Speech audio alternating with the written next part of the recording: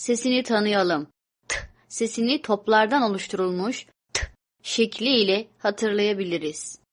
T sesi olanlara dokunun.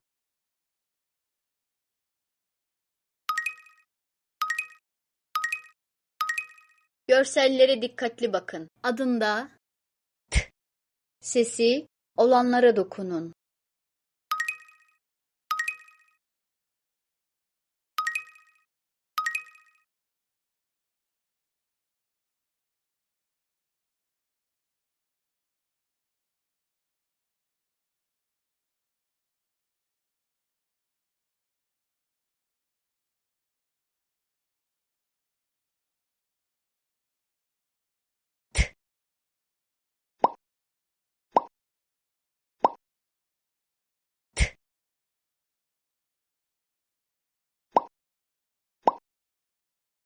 Hmm.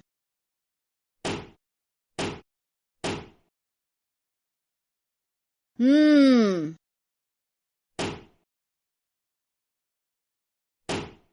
Hmm.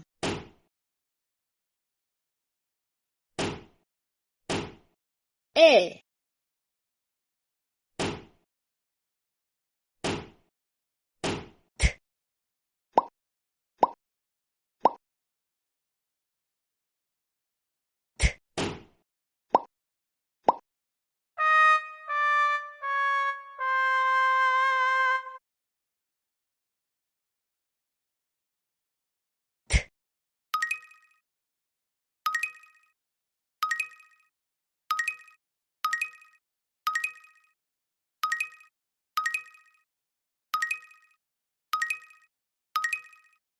A.